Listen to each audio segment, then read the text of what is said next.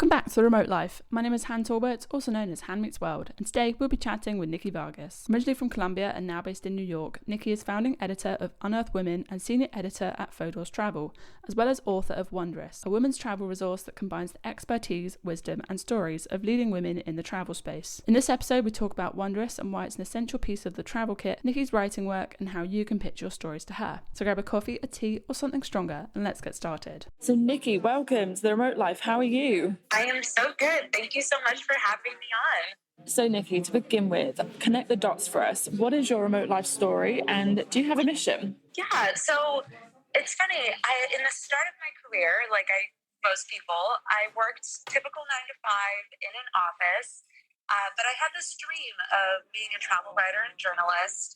And it started sort of as a side passion that I would kind of indulge in my spare time, in between meetings, whenever I had vacation time. And eventually I managed to flip my career so that instead of that passion living on the sidelines of my life, it became my career.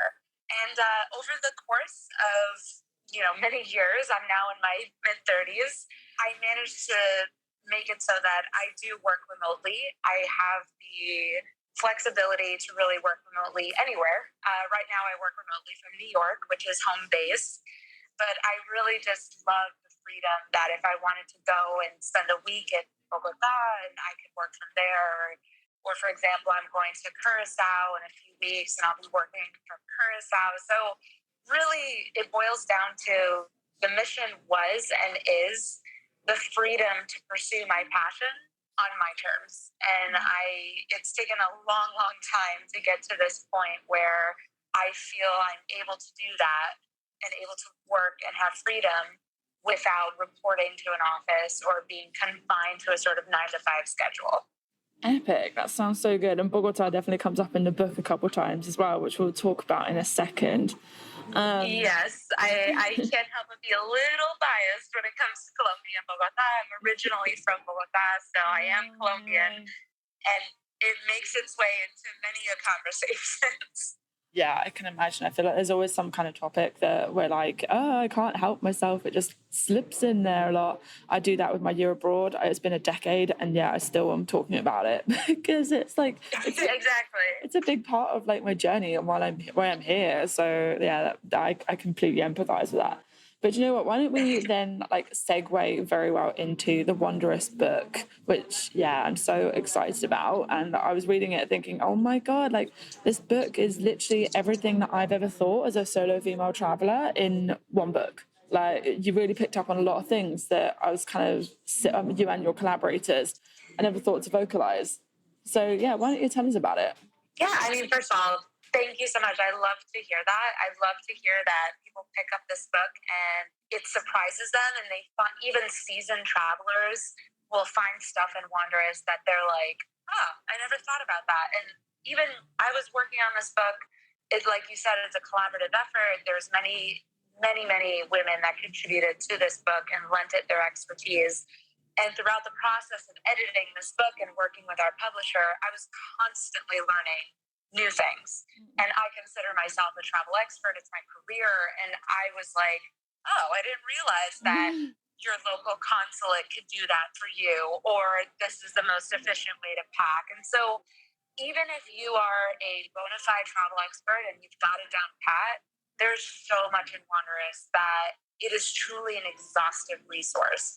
And for those who are unfamiliar with it, really it's a women's travel book that is very nuanced. And the reason I like to say that is because more often than not, I think travel content tends to be a one-size-fits-all approach. You see these sort of general packing lists, generalized destination roundups. And I think that there's a big missed opportunity there because at the end of the day, the way a new mom travels differs from the way a 20-something backpacker travels, differs from the way a woman of color might travel, or someone going through menopause, or someone with their husband. It's the needs of travelers are very nuanced. And I think the more specific you can get, the better the travel content. And so Wanderess really aims to do that. And that's why there are so many contributors in the book, because the very first step of making Wanderess a reality was realizing that I am not an expert of everybody's travel experience. I have one experience and that I can bring to the table, but I needed these women to step in and bring in their expertise where it comes to things that I don't know firsthand. And that's what I really love about Wanderess, is just how nuanced it gets and how detailed it gets, and how you could be a 20-something kid who's solo traveling for the first time, or you could be a new mom who's trying to find a vacation to go with your kiddos, or you could be a senior traveler going through menopause, and you're going to find things in Wanderess that speak to you. Yeah, absolutely. I was thinking, like, when I was reading it, it reminded me of when I was, 20 and on the road, and thinking about, like, even down to small things like my own personal safety, like just things that we have to think about slightly different. And it's so refreshing to have a book that actually reflects that and what we've been thinking all along. It's so easy to kind of think like, oh, I surely shouldn't have to think this way, or like, consider this sort of thing when I'm going away. But like, obviously, yeah, whether you're a woman, person of colour, if you're different sexualities, yeah, you really do have to think about these things. And so it's so helpful to like have this resource where like, even out to allies can also read it as well. That's one thing I try to push, is that it's not just for the people that it's written about, it's for other people to understand the experience too. Exactly. And ultimately, this is my hope for Wanderess as it sort of goes out into the world, is that I really hope that everybody that they find something in there that speaks to them. And that is really why Wanderess has such a sort of diverse pool of contributors, voices, and wisdom and experience that come from these women of all backgrounds and ages. It's so important that it was a fabric of diversity, because that is what travel is. The travel industry is not just the white adventure traveler dude. It's travelers of all ages and all sizes and all identities. And so it's really important that Wanderess try to speak to that. And that's why it really goes, if you look at the title, it's sort of like the modern travel, like, it speaks to sort of modern travelers. That's what we mean by it. Absolutely, yeah. I think that's such a big conversation happening. I mean, it was a conversation anyway. It has been for years, but I feel like it's really coming to the forefront a lot more now that, this is a very big space, and it's, but the image is not just one type of traveller anymore. Absolutely. So yeah, I think this is really exciting to see this resource adding to the conversation as well. I also love that you add so many kind of fun little hidden elements. Like, I don't know if you ever read those magazines when you were a kid, but like that had the quizzes and things like that in it. So obviously, like, you've got quizzes in your book, and I felt like that kid reading those magazines, like, oh, I'm type B or type whatever it is. Like, I had so much fun. It was, I love that you picked up on that. So I have to give major props to our publisher, Clarkson and Potter. They're an imprint, part of Penguin Random House, but their imprint really does. It's sort of funny. They do mostly cookbooks, so it's sort of like when they wanted to do Wanderess, I was like, "Are you sure?" Because like they do all cookbooks, so I was like, "Okay, this is a little left field." But Clarkson and Potter also does a lot of gift items, and so right off the bat, they're like, they had a vision for this book, and they really wanted it to be interactive.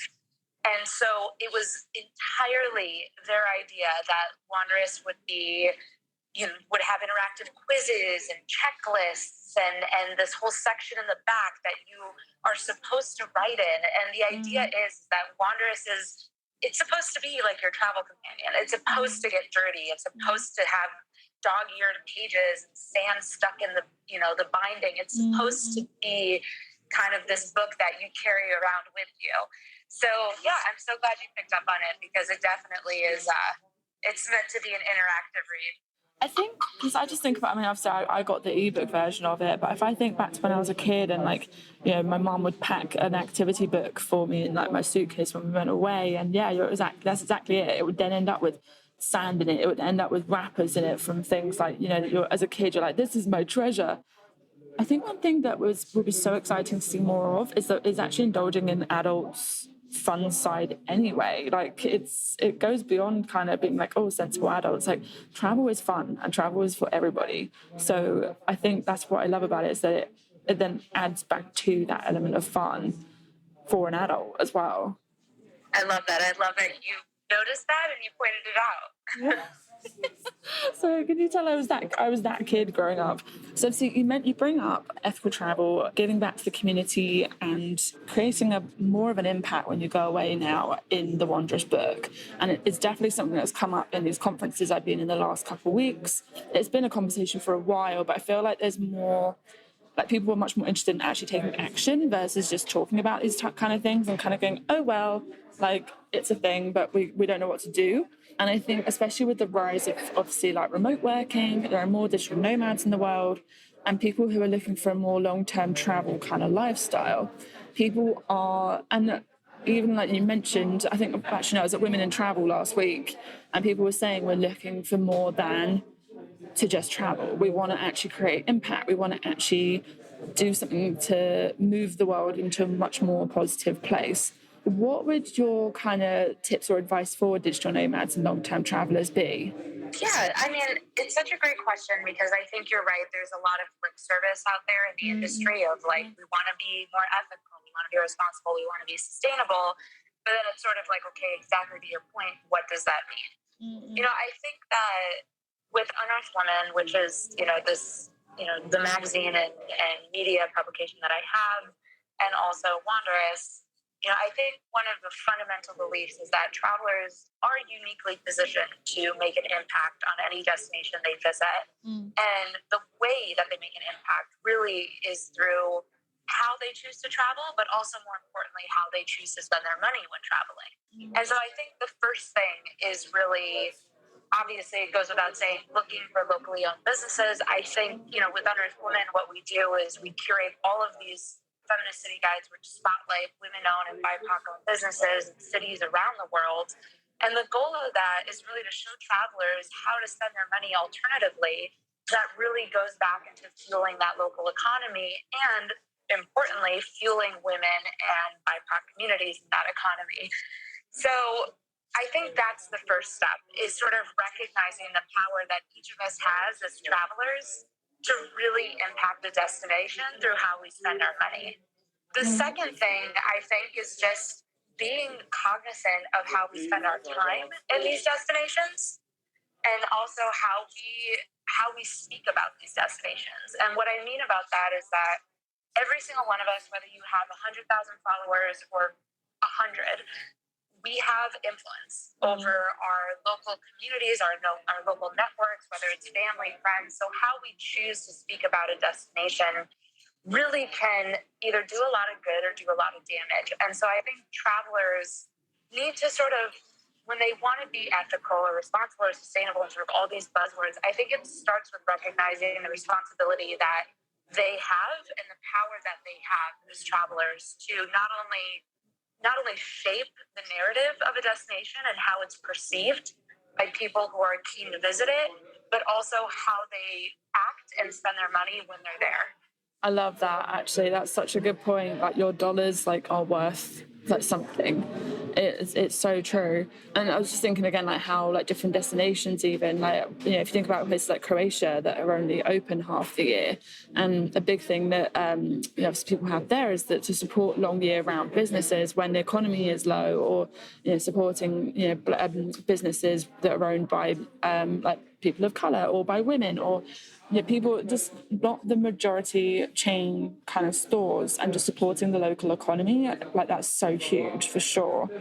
Yeah, and I think also, I'm sorry to interrupt, but I think to add to that too is that there is no shortage of resources right now available to travelers on how to do this and how to connect in meaningful ways. So, Wanderess, in the back of the book, there's pages and pages of resources of women-led organizations, nonprofits that really do the work and that you can support as a traveler. Outside of that, there's organizations like Impact Travel Alliance, which really, they've worked with the United Nations in the past to really focus on sustainable travel. And these organizations they're leading the way. So I think it's, when travelers are like, how do I travel responsibly, or how do I do this? It's like, well, you just got to do the work. It's pretty much laid out for you. Yeah. It's sort of like, you just look around. That is one thing I say to people also, is that Google is free. Exactly, yes. Yeah. For sure, it's not all about not using the straws. Like, there is a lot more you're able to do from it.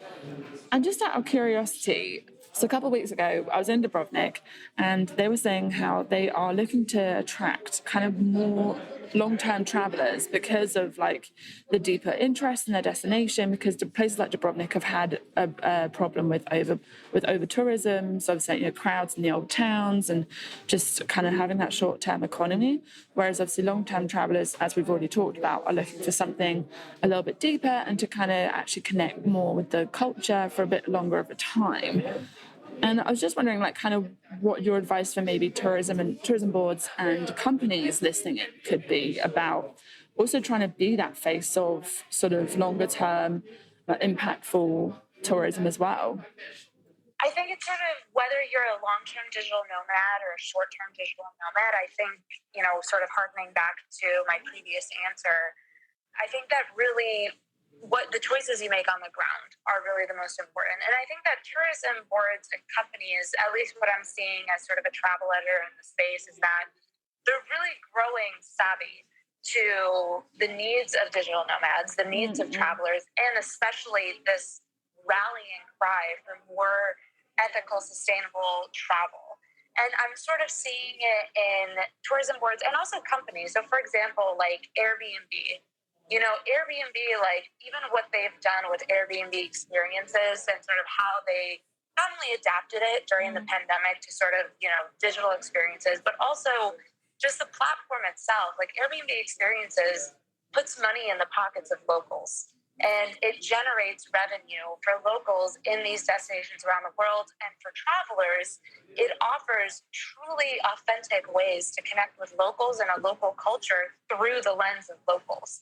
So I am sort of seeing this kind of renaissance of travel as we come out of the pandemic, of tourism boards and companies alike that are not only looking for ways to tap into this desire for more authentic travel, but they're also looking for ways to sort of help travelers, whether they're short-term, long-term vacationers or digital nomads, give them a way to also have a more meaningful experience while they're there. And I think, companies, like I said, Airbnb, or even like smaller women-owned tour companies like Purposeful Nomad, there really is this emphasis on like showing people how to make the most of their time in a destination in a way that feels authentic and impactful. And I love that. And all I can say is I think that's fabulous. Yeah, no, absolutely. It's so refreshing to like hear it as a conversation and hear that people are actually actively trying to move towards it. And again, like we talked about before, like it's not just a kind of, well, this would be nice. Like there's actual work being done to move like that conversation forward now. So I'm going to change the gears a little bit. So tell us a little bit more about your companies and your work, and like what do we need to know about them? So I'm an editor at, so I wear a few different hats. Let me say, there's a bit of a balancing act going on. So on one hat, I am the founding editor of Unearth Women. Unearth Women is a women's travel publication I founded in 2018. It began as a print magazine that was sold in over 800 Barnes & Noble locations across the country and bookstores around the world. And as is unfortunately the fate of many print magazines, eventually became a digital-only publication. And it lives today as a digital platform that focuses on telling women's stories in the travel space, on spotlighting, travel trends as it pertains to women, and on producing those feminist city guides I spoke about earlier, which are all about showing travelers how to support women-owned businesses. So that's Unearth Women. The next hat is, the author. So I have Wanderess. I'm currently working on my second book, which is, it is a real labor of love. I'm in the throes of writing it. So it's going. And then the last hat is Fodor's Travel. So Fodor's Travel, obviously, this is an iconic brand that's been around for over 80 years. They have their guidebooks, but they also have their digital site. And I'm an editor there. So my work with Fodor's Travel is I work exclusively on the digital fodorstravel.com or fodors.com. And I work exclusively on commissioning digital stories, editing, writing to the site, reporting, all that jazz. And so those are sort of the three things. But I think what I want people to know is that you can pitch. So you can pitch Fodors, you can pitch Unearth Women. If you're an aspiring freelance, writer or travel writer, especially with Fodors, we are always eager to work with new writers. And what I love about Fodors that I've done freelance writing for a few years as well. I don't hit it as hard as I used to, but what I love about Fodors is that they really give new writers a shot, and they will also send new writers on press trips, which I think is very cool, because that barrier to entry as a new writer is really, really hard. And I remember it took me years to get to the point that I got my first press trip, and it took me years to break into some of these legacy publications. So people are welcome to pitch Fodors or Unearth Women. Yeah, so you read my mind perfectly. So I was just going to ask, what is your kind of top tip for pitching to you? So I think that people, when it comes to pitching travel, what I notice, and we go through pitch uniquely. So Fodors goes through pitches every week, twice a week, every single pitch, one by one. We read them together, we discuss them together. So every single pitch is being seen, which I think is important to know because, sometimes editors don't get back to freelance writers. And I know that's frustrating. I for sure have been on the side of freelance writer not hearing back from an editor. So it feels like your time and your effort is not being acknowledged. No matter what, you will get a response from Fodors.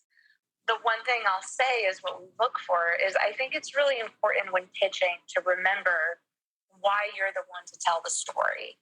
And more often than not, we get pitches where they're very generic. It's sort of like 10 things to do in Cabo San Lucas, or, 10 reasons to visit, Sao Paulo. And there's no personal connection to it. And it's sort of like, why are you the one to tell this story as opposed to anybody else who pitches this story? And I think that's my biggest advice to freelance writers trying to land a story is establish the connection there. Establish why you are the person to tell that particular story. And it could be as simple as you're a local, you've lived there, or you're an expat, you've spent time there, and you feel like you're a voice of authority when it comes to that destination. Or perhaps there's a personal story there, So I think that is what I would really tell people to consider when they're pitching is establish that personal connection. No, I love that. And so, speaking of why, what is your why for your travel? Oh, man. I think quite simply, perspective. It's funny because the second book I'm writing now is very different from Wanderess. It's just me, which makes it terrifying. But it's also personal. So it's a personal travel memoir. And in writing it, I kind of realized that every time I've traveled in my life, it has been in search of perspective, whether it's perspective on my career, perspective on relationships, general perspective on my life, or just more of a global perspective and understanding. So that's really kind of the common thread. And every time I step out of my comfort zone and put myself in a new place, whether it's 2 hours away or a continent away, I find that I'm a better person because of it, because I've gained a new perspective. So simply put, my why for traveling really is perspective. So where is your favorite place or destination to set up your laptop? I mean, right now, New York, which it's funny because I was going to say that might not be exciting, but you know how it is. It's to anybody who doesn't live in New York, that's immensely exciting. But for 100%. Me, it's home. So it's New York. But we just moved to a new place in New York, which it's if you step outside our apartment, you're right on the waterfront with a view of the Manhattan skyline, and it's glorious.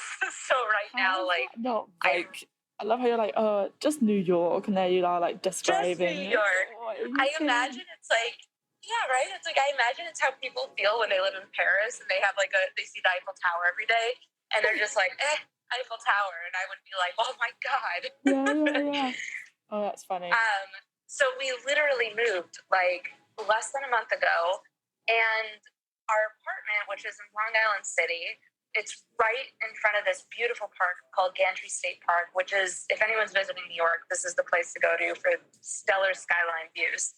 But you just step right outside our apartment, and there's the Manhattan skyline with the Empire State Building and the East River and everything. So I'm really loving working here right now and just sort of like taking my laptop and sitting in the park or sitting on our roof or whatever. But when it's not New York, I actually have been flirting with the idea of taking my laptop and going down to Colombia, of course. I'm so biased. But as I mentioned, I'm working on the second book, and I always told myself that if I had the opportunity to write a book like this, I would go somewhere and do it. And so I'm really flirting with the idea of going down to Cartagena, which is honestly one of my favorite places in the world. Oh, you're making. I've not even been. I'm kind of sat here going, "Oh, I want to go." That sounds so exciting. I have an accountability partner, and she was just in Medellin for a month. So again, she was like, sending me, like pictures and like, videos and things. I was like, oh, "Girl, like what? This is insane." It's stunning. It really is. And Cartagena. I mean, I could go on and on and on and extol the virtues of Cartagena for hours, but. If you're looking for a place to work remotely or set up camp, I mean, it's so beautiful. It's compact, so it's very easy to get around. Like if you're staying either in the centro, the old part of the city, or in Getsemani, which is like a 5-minute walk, it's very easy to just walk around without ever needing public transportation. It's so safe, and I find it's very solo traveling friendly. And it's just full of these beautiful cafes and these hotels, which are so, many of them are very, very affordable. And what I love about them is they have these most of them have these like beautiful, like little courtyards where you could just set up camp with your laptop by the pool or on the roof and just write. So I cannot recommend Cartagena enough. And I am hoping to go down there myself very soon and work on a book. Sounds dreamy, Nikki. I'm like sitting here going, oh my gosh, I would love that right now. So I'm assuming you're kind of more of are you a cafe kind of worker, or are you a mix of home and cafe? Oh my gosh, I am totally a mix. Right now I'm staring at like my setup. I'm at home now, so I have like my kitchen island with like everything on it. But I honestly think I get my best work done in a cafe. Like there's just something about being around other people who are also on their laptops and also working. And I like the soundtrack of a cafe. I love the sound of like just the idle chatter and the people and the coffee being made and the smells. And I just love the ambiance of being in a cafe. And there's one right near me. For anyone who's visiting New York and wants a good place to work, there's one in Long Island City called Sweet Leaf Cafe and Cocktail. And what's so amazing about this is that they have fantastic coffee and pastries and food. And then at like 5 p.m., it turns into a cocktail bar, and you could just like roll right into like dirty martinis and oysters, like if you had a good day of work. So I'm a big fan of that one. Yeah, I think people listening were going, but where, Nikki? Like, I think you knew who you were talking to. So obviously this is the last couple of questions. So just in your book, you mentioned obviously like different places for different types of travellers, but where would you recommend personally for a first-time digital nomad or remote worker? Okay, I mean, I feel like I can't say Colombia again. No, you're allowed. Every answer's Colombia. I mean, obviously Colombia, but honestly, New York. I think New York is like, if you don't live here and you're looking for a place to work, I think New York is incredible. And I think a lot of people have this assumption that New York is just incredibly too expensive. And it can be. Trust me, it absolutely can be. But like most destinations, if you sort of know where to go and you know how to be like sort of are savvy about it, there's many ways to enjoy New York that won't break the bank. And there are so many incredible cafes, especially like in Brooklyn and Queens, that you could just sort of set up camp with your laptop and more importantly, like hobnob with other creatives. There's so many opportunities to meet with other creatives. So I think if you're looking for a place to sort of work and also connect with other creative people, I don't know if it could get better than New York. I mean, I'm not going to argue with you. And again, I feel like I've now got 2 very solid options on my list, and I've been doing this for a while. So. Nikki, I have one last question for you, so fill in the blank. Home is where? I want to say like what what is the quote goes, home is where the heart is. No, you're allowed to say that.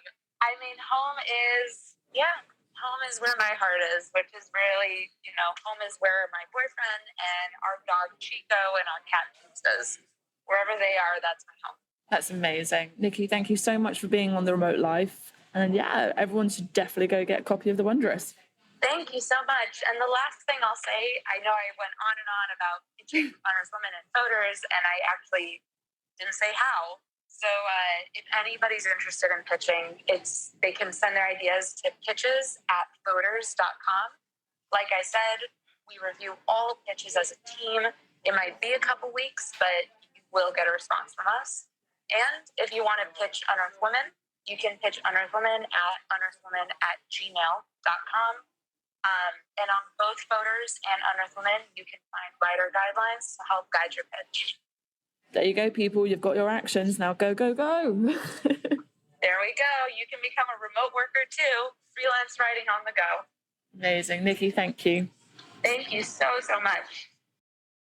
Thank you so much for listening to this episode of The Remote Life, and thank you, Nikki, for your awesome insights, and for our copy of your book. You can find links to Nikki's work and socials below. Don't forget to also grab your copy of Wanderess now. Tag Nikki at Nikki Vargas and myself, Han, at Han Meets World, and tell us why your hometown is worth a visit for remote lifers. Thank you so much again for listening, and we can't wait to remote work with you again soon.